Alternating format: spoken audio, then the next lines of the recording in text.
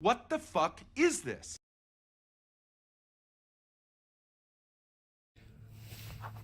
So in the last video I posted, I showed you this this AR pistol that I'd built, and since then I've done one minor upgrade, well, two if you want to count the sling.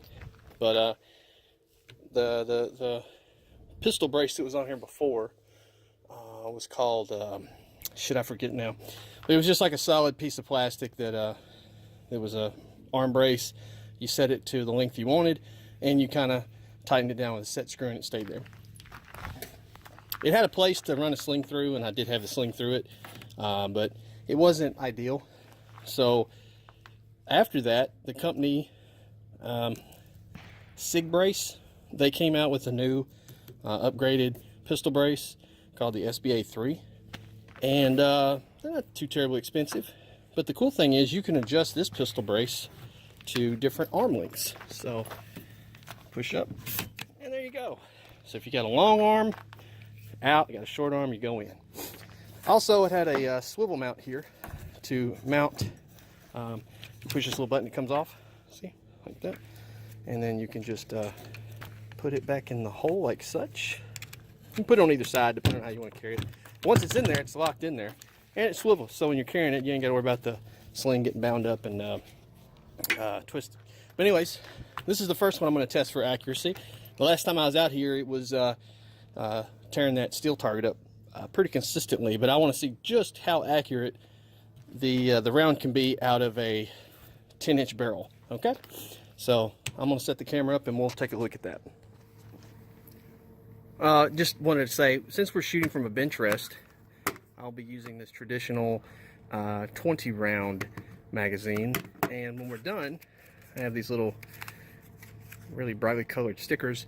We'll go down there and I'll show the holes before I cover them up, but just so we don't have to put a new target up every time, we'll just cover them up with this, okay? Alright, so here we go. I was going to put the camera down on the target, but since it's paper, you're not going to see much, so I figured I'd put it at this angle. Insert the magazine, let the bolt go home. Position here. Get our ear protection on. Can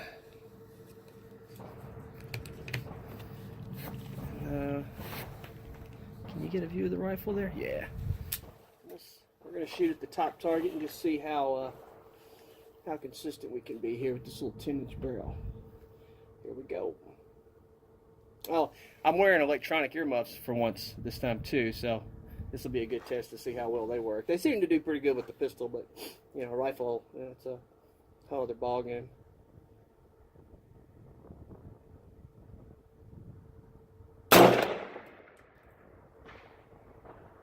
We're gonna do 5 rounds.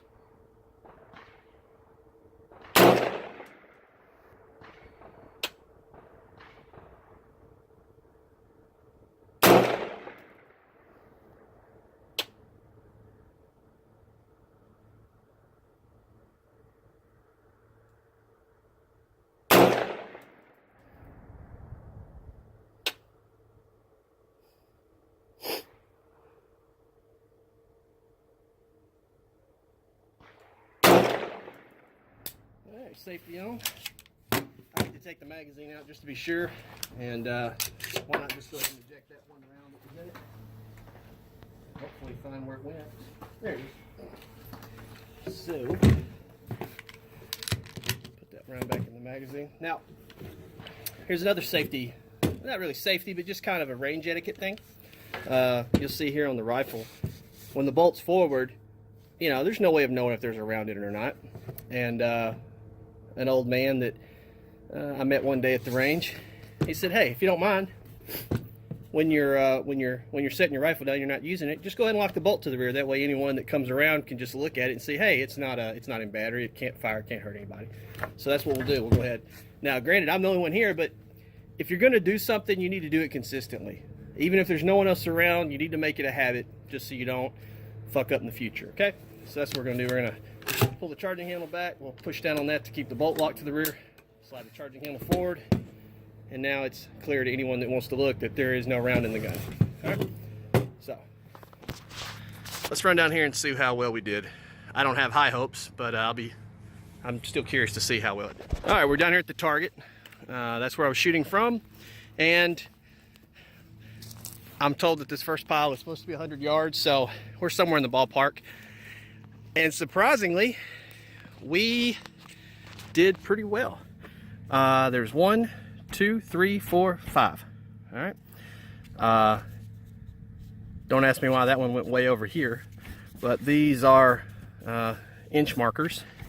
So if we measure from the furthest away, that's 1, 2, 3, 3-inch group, I think, right there, 3-inch circle. Sorry, 3-inch group with a 10-inch barrel at 100 yards. So it's an AR pistol. It's not designed to shoot at range, really great range, but you know, that ain't too bad if you ask me. So let me cover these up. We'll go back and we'll do another 5-round group to see if we can do better than 3 inches. And then we'll move over to the 20-inch AR I have, and then we'll plan is to end off with the PTR 308 rifle. So that ought to be fun. All right, let's try a little bit different angle this time. Also, some more background on this. This was definitely a budget build. The trigger parts kit and everything I bought for it was not high-end, anything like that. As a matter of fact, when I first put it together, just to do a function test here, you'll hear it click. Sorry, take the safety off. You'll hear it click, right? You run the bolt. When you let off the trigger, you should hear it click for it to reset. See? When I first built this, it would not do that. My guess is that the surface, the mating surface where the hammer mates with the actual trigger itself, wasn't very smooth, and I hope you guys can hear me over the lawnmower. But anyways, I worked it. I probably sit there in the house, you know, running the bolt, pulling the trigger, letting off, and for a good hour, trying to making sure the wear surface has got. So it's gotten pretty consistent now. I haven't had any issues with it. So again, just let off, reset, pull the trigger again. All right. So let's do another 5 rounds. See if we can beat 3 inches. I don't know. 10-inch barrel. I don't know. I'm also not using expensive ammo. This is Silver Bear, I think what it's called. It's like a zinc coated steel case, if I'm not mistaken. So like I said, do what you do with what you got. All right, so we'll make sure the magazine's seated. We'll run the bolt. It's already on fire. Let's see if we can get a better group on that top target.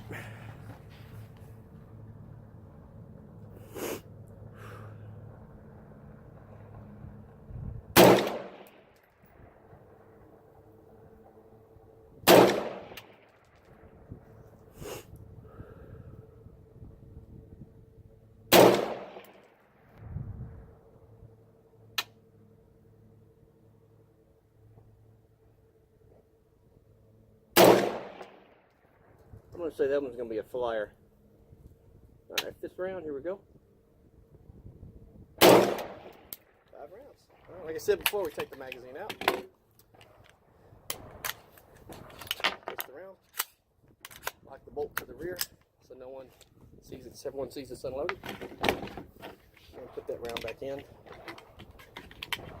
Magazine. All right, let's run down here and see how well we did. All right, I think we did a little bit better. 1, 2, 3, 4, 5. And if we count inch markers, so we start here, that's 1 inch, 2 inch. So the furthest 2 are these here, and that is 2 and we'll call it 1/4. So 2 1/4. So we did better than that first one. Man, I gotta tell you, it's for a 10-inch barrel. You can't beat that, I don't think. And using cheap bargain basement ammo. Anyways, let's see how this compares to an actual 20-inch heavy barrel that's designed to shoot, you know, out to 400, 500, 600 yards, okay? And again, we're only shooting 100, but let's just see how the accuracy compares between, again, 10 inches and 20 inches, all right? All right, this time we're going to be shooting 20-inch heavy barrel. A little background, this rifle started off as a carbine, that I bought back when the so-called assault weapon ban was still in effect. So it had a fake collapsible stock and a 16-inch barrel with, they called it an AK-74 muzzle brake, which I found out later when I was shooting. I hope you guys can hear me over that lawnmower. When I went shooting with a guy who had a standard flash hider on his, that muzzle brake made my rifle at the time damn near twice as loud as it ought to have been. But at any rate, we fixed that. So the ban expired. I kept the upper. I knew a guy who had the tools to remove the barrel and replace it, so I ordered a 20-inch heavy barrel kit from a company out of South Carolina. The name escapes me now. Anyways, so I ordered the kit. It came with the front sight post already pinned in and everything. Basically, you just had to remove the barrel and the gas tube that was on it, put this bad boy in, tighten the nut down, and good to go. Oh, also, I took the fake collapsible stock off. I had put an actual collapsible stock, but since I was going with a 20-inch, rifle barrel for accuracy, I figured, hey, I'll just get the standard A2 rifle butt. Now, the grip isn't what traditionally comes on the AR. This is a, damn if I can't remember, the Black Hawk, I think. It's rubberized, and you can see it's kind of got a texture grip to it, like it's texturized. But it also has this normal AR, the grip comes like right here straight. This has a back strap that kind of fills your hand more. It's more comfortable. To me, it's more comfortable to shoot. Other people that have shot have said the same thing. The other thing I did was the etchings here, the engraving on the lower that say safe and fire. I colored them in where safe is white and fire is red. I did that for both sides. I also colored in the Bushmaster logo. Now, this rifle was manufactured by Bushmaster before they were bought up and became shitty, I'm told. Some big mega corporation that went and bought up all the gun companies, and the quality took a dive. The guys that made the original Bushmaster rifles, before they were bought, left, created their own company. They're called Wyndham Weaponry now, and they still make ARs, the same quality that Bushmaster used to have and was known for. But yeah, this is one of the original. It's they called it the XM15. I think they had to call it that because Colt, and it may still be the case that Colt actually owns the trademark to AR-15. So other companies that make AR variants have to market them under slightly different names. So this is the XM15 E2S. Not sure what that means. But anyways, this was my first. No, I had a Colt originally and I traded it.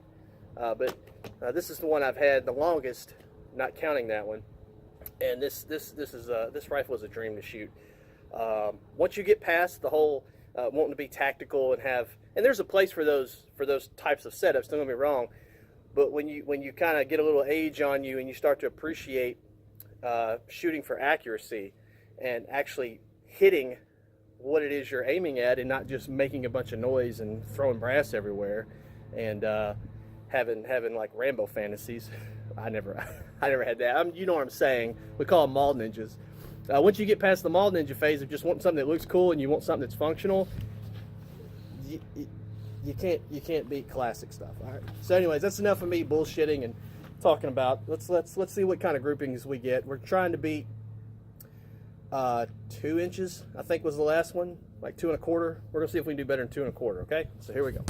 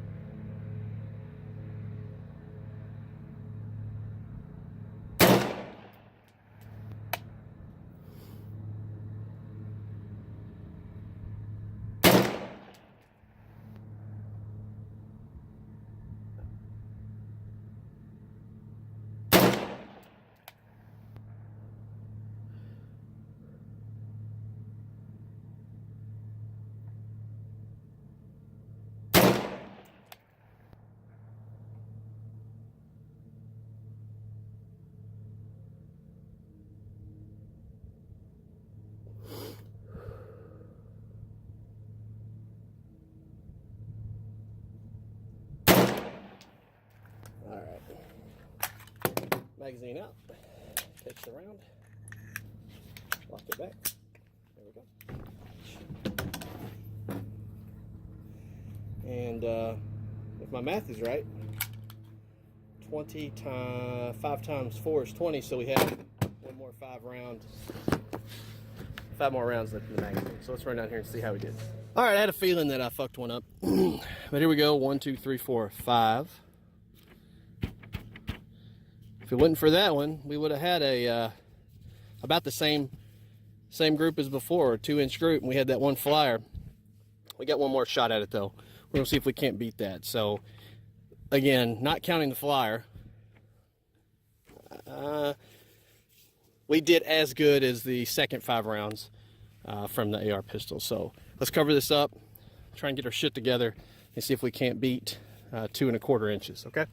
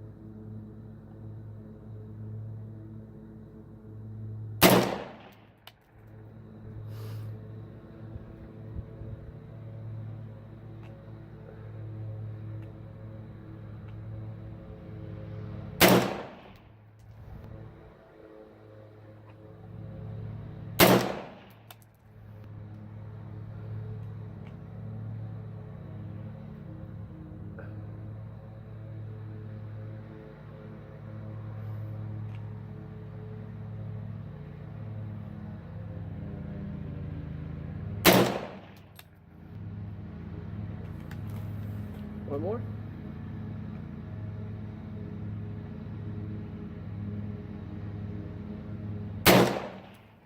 Alright, looks like my math was right. Last round.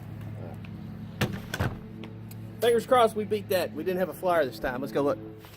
Alright, I'd say we did much better. So 1, 2, 3, 4, 5. The furthest ones apart are 1 inch. We'll say that's about a 1/2 inch. And 1/2 inch. So I'm gonna estimate 2 inches. Sorry, I don't have fucking calipers on me, but that was definitely better than the 10 inch. Now it's hard to tell. I think a better test would be if we were shooting 300 yards, but I don't have the patience to be walking that distance every time. You can call me lazy, whatever the fuck, I don't care. But anyways, yeah, I think that's pretty good. Now let's break out the PTR. I think it has a 24-inch barrel. We're gonna shoot here at the bottom target. It should make quite a bit larger holes than this, and we'll see how much. Let's see if we can beat 2 inches. All right. All right. Last rifle of the day. This was in the last video, but here's another look at it. The PTR 91, or the American-made clone of the HK 91. I want to say this is my favorite one now. I don't know. I'm still kind of partial to that 20-inch because it was like one of the first ones I ever owned. But this was the first rifle in .308 that I've ever owned, and I gotta say it's a blast. It's a blast to shoot. And these diopter sights are they're a little bit getting used to. They're not exactly like the AR sights, but they're very similar. I did a little reading up on it, and the number 1 notch has an open top, and the recommendation is to, and I've already done this, dial in the number 2 on here that's closed, dial it in at 100 and use it. Supposedly the 1 is for night shooting, which I've never done with it, but anyways, it helps with accuracy by using the number 2 notch, they say. And also, the more you turn it, the further out you're supposed to be able to go. So for each turn, I don't know what the exact distance is, but it's supposed to allow you to shoot further, which is the way most sights work. The other thing is, I stopped into a gun store in Camden to look around what they had, and I saw these oddly familiar, but not exactly like the G3 mags that I had ordered, sitting there. and I had an idea what they were for, and it was true. These magazines were the original design for the Setme, which is the rifle that preceded this one. So the Setme came along. The Germans, when they couldn't get their hands on the rights to manufacture the FAL, went with this and started manufacturing in Germany, and they changed the magazines up a little bit. This has a slight curvature to it. The G3 mags are straight. I don't reckon it makes a difference, but these are entirely compatible. So they just a little bit tight because they're, you know, military surplus, but they fit right in. The other thing about the G3 is the charging handle up here. So lock it back. All right, and then I've been told that you're not supposed to do this all the time, but most people like to slap it. The correct thing to do is just pull down, let it go forward, and then once you put it on fire, you're ready to go. So let's see what kind of groups we can get with this one. We're going to be aiming at the bottom 100-yard target this time. So here we go.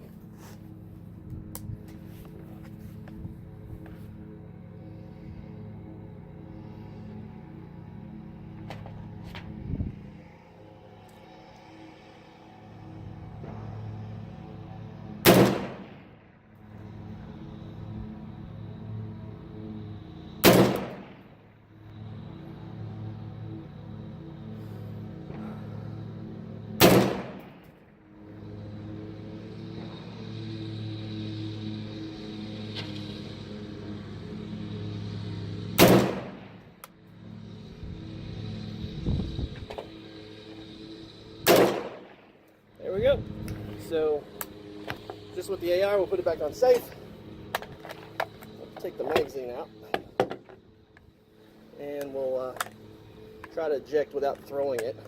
Now this is roller locked, so it's not as easy to charge as the AR, believe me. Once you get past that initial friction, it'll come on back. There she goes.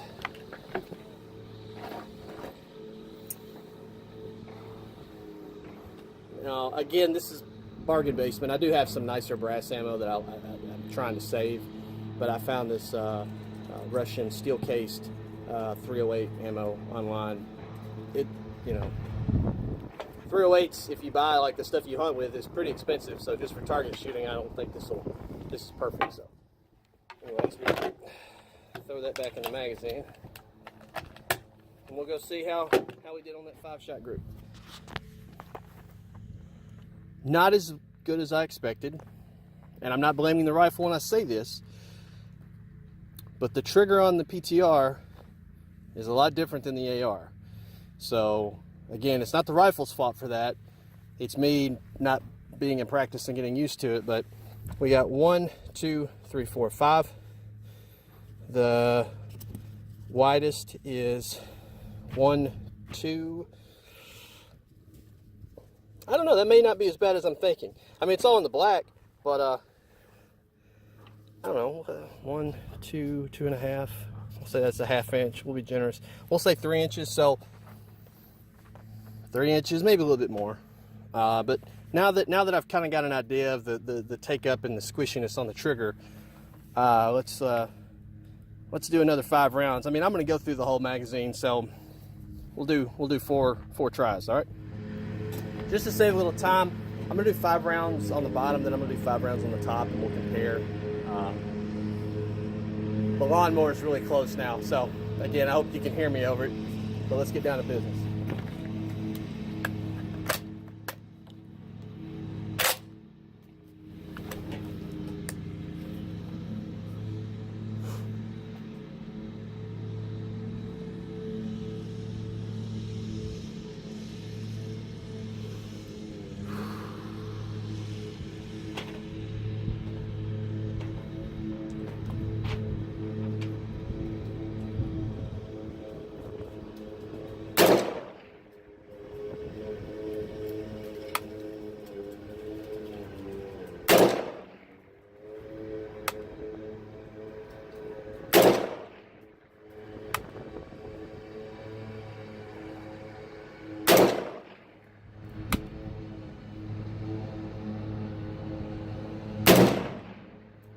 All right, that was the bottom one. We'll do 5 on the top now.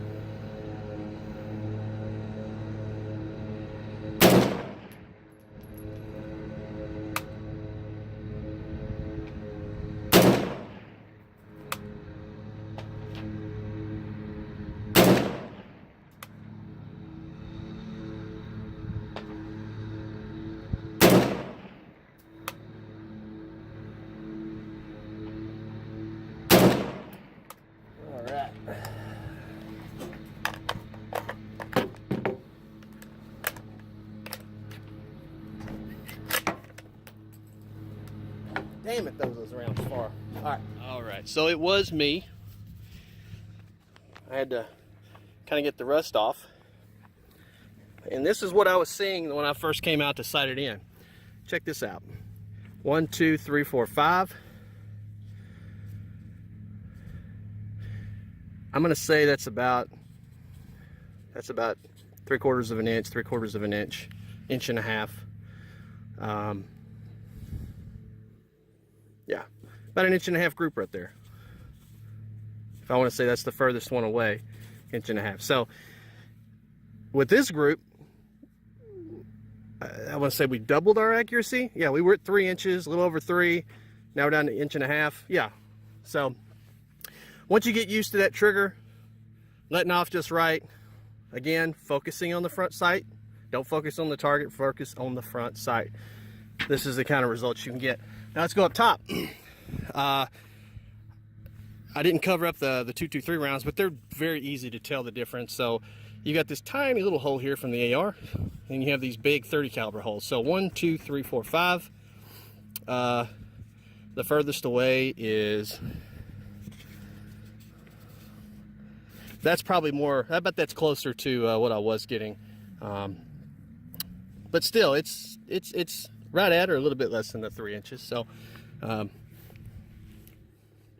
that's probably my that's my accuracy level currently is about 3 inches at 100 yards. So that's open iron sights. You know, I'm sure if I had a scope or something on it, it would obviously be better. But anyways, I'll cover this up and we'll shoot those last 5 rounds, and we'll go home and I'll start editing this video.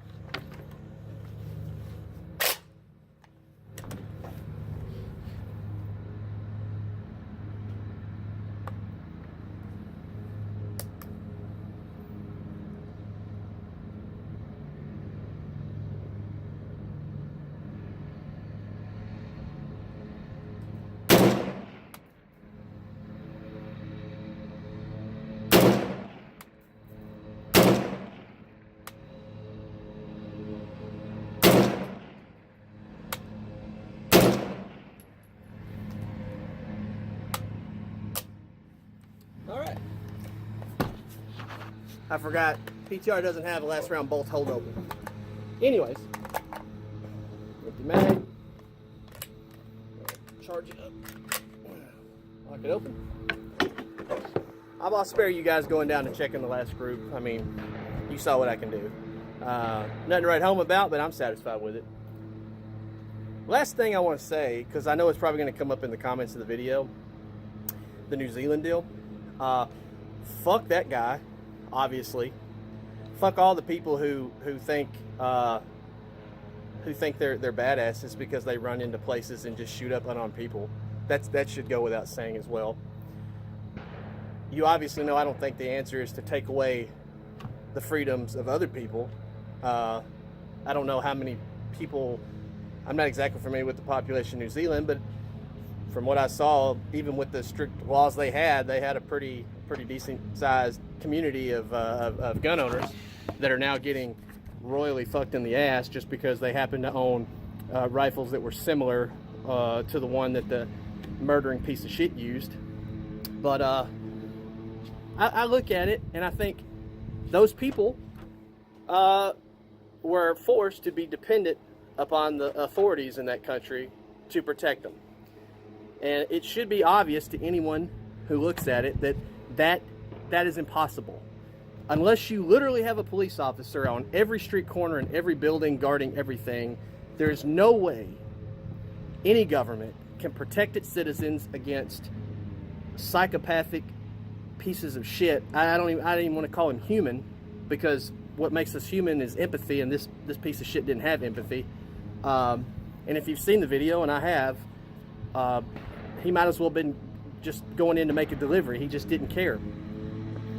Those people, had they had their rights like we have here in America, and a select few of the people there, preferably men, you can call that sexist, I don't care, but I see it as the male's role. Not to say females shouldn't be armed as well. If a few men there had been able to use force back, equal force, and by that I mean not necessarily rifles, just a firearm, because I know an AR looks big and scary, but it just shoots a .22 caliber bullet. So if whether or not you're getting hit by a .22 caliber or 9mm, it's gonna have an effect. And at that range, you don't need a rifle. I mean, he was right there in the middle of the auditorium. So I wish, in a better reality, and I know they were Muslims, and I know I have my issues that I bring up with Islam, but those people, as far as I could tell, weren't like the people that are in the Middle Eastern countries. Those people were peaceful. And ninjas, I assume you're a follower of Islam. I don't know. I give you the benefit of the doubt that you're like those people. And assuming that you are like those people, you deserve the same rights I have to be able to have access to the tools to stop, even though it's rare, to stop people who are intent on just committing as much evil as they can in their tracks, right? The count was a little under 50.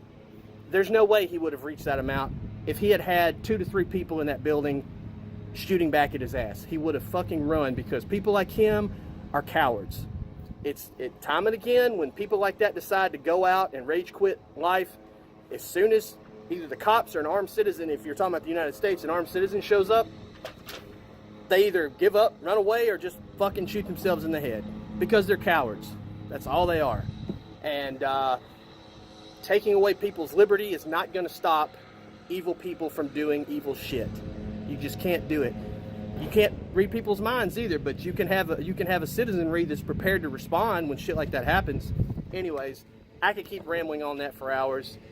I hope you enjoyed the video. If you watched it this long, I appreciated it. I mean, I'm not monetizing or anything, but it was a nice day out, and I thought I'd share what I like to do for fun. So we'll see you guys in the comments, all right? Talk to you later. Bye.